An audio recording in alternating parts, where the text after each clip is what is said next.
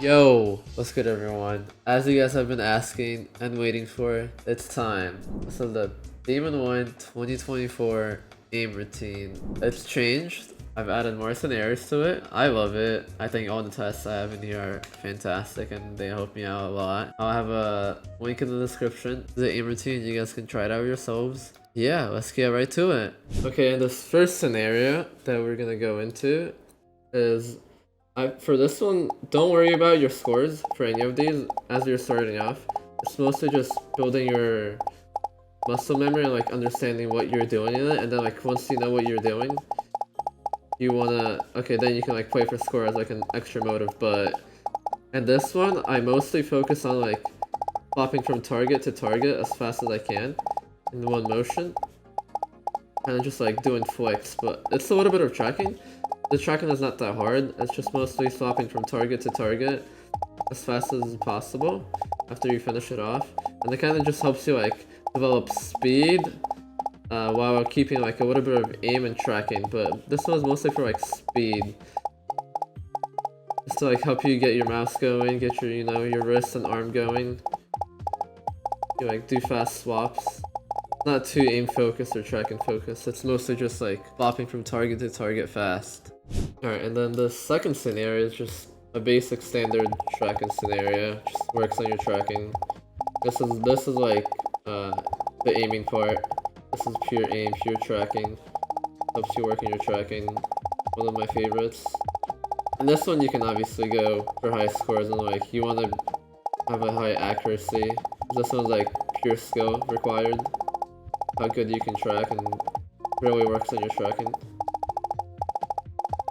Alright, then this next scenario is lower targets, but this one also focuses a lot on tracking on smaller targets.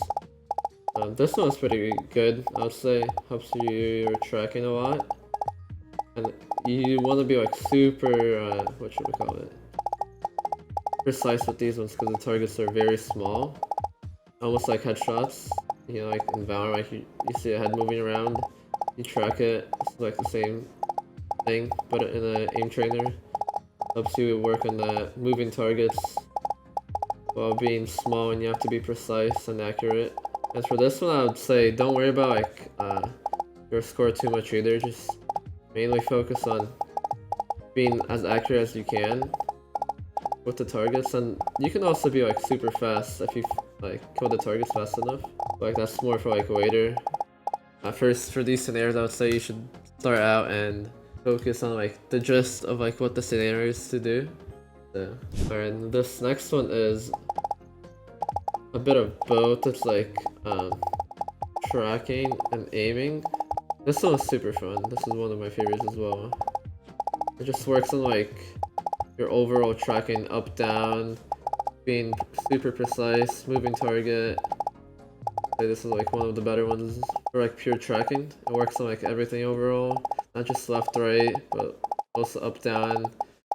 Really good for tracking. I really recommend this one. Balance check. This one's just mainly for your vertical tracking. Honestly, this one is not too bad, but you know, it's still something. You don't. This one I would say you don't have to do too much. Just do it like once or twice a day or whatever. And as you guys like have asked, how often do you do the aim routine? How much do you do the aim routine? How much should I do the aim routine? It's all based on where you are. So if you're literally brand new to gaming or whatever, then do all these scenarios like, I don't know, like 20 minutes on all of them to like get you like your mouse movement going, your muscle memory, building all that up. If you're more like good, but like your aim is inconsistent and you have like lacking, like, oh, but my tracking isn't good, but I'm good at flicking. Well, focus on the tracking ones more to help your tracking. If you're like good at everything already, but you're like still inconsistent, well, just do these scenarios, I don't know, like 20-30 minutes a day, play all of them twice, and then it will help you sharpen those mechanics, your tracking, your flicking, just everything overall. It will help you be more consistent because you're going to build up your muscle memory. And then this one's my favorite, I think, for the tracking one. That's pure tracking only. It's one orb and it just moves around constantly. And you have to really focus on the tracking and being precise and accurate.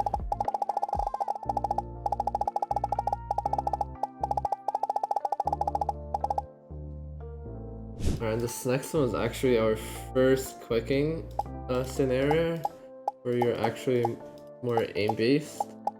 And this one is really good because it's not only like horizontal micro adjusting, but also vertical. And it's also like tracking at the same time, so it really like works on your aim. And for this one, the same thing goes to the as the other scenarios. Don't really focus on your score too much. Just focus on like being accurate, being slow, take your time, and like make sure you hit the target, and then you get into a rhythm. And as you progress, you work on your speed, and you're also like super accurate, and that's when you get better and better and better.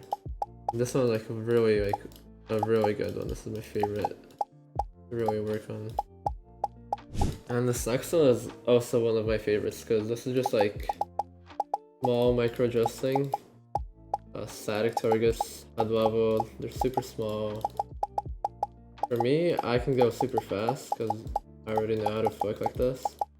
But if you're starting off, take your time, go slow, focus on your accuracy, try not to like miss the targets.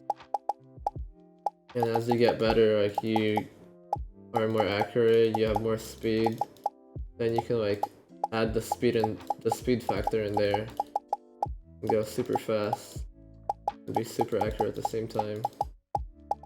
So it's basically like, say you're holding an angle and someone peeks, you just micro adjust a little bit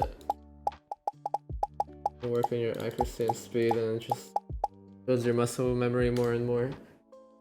And this one, this is where you really work on your speed. And when I say speed, it's like how fast you go from target to target. And a lot of you like say, how do you move your mouse so fast? How's it like 180s? How's it 360s? Like, but when you do this for like hundreds of hours and thousands of attempts, you just have the memory built into it, and moving your mouse feels like almost nothing. And I can go as fast as I can or as slow as I can from target to target. It's not really an issue for me turning in game on a low sense, doing a 360, doing a 180, hitting targets. It's just a lot of reps, building that muscle memory, and sharpening those skills further, and just being more consistent with it. And this is what all these scenarios have in mind. They all help you work on these individual skills and overall helping your aim better. And then this one is just a standard, like the other ones, but this is single target. Just micro flicking from target to target. And for this one, you want to start off slow and like go for accuracy, but it's also at the same time speed. From the moment you kill the target, how fast can you go to the next one? For most of you, you guys might be like just normal speed.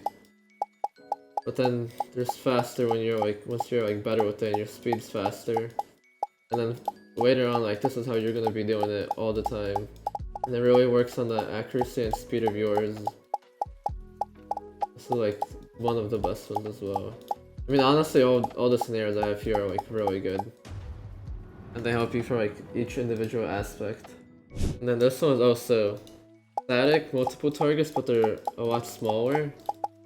And you work on your accuracy at first, you know, you try and be as accurate as you can, you want to work on that, and then later on your whole purpose is like, yes, you want to be accurate, but like, it's now about speed, how fast you can go from target to target to target.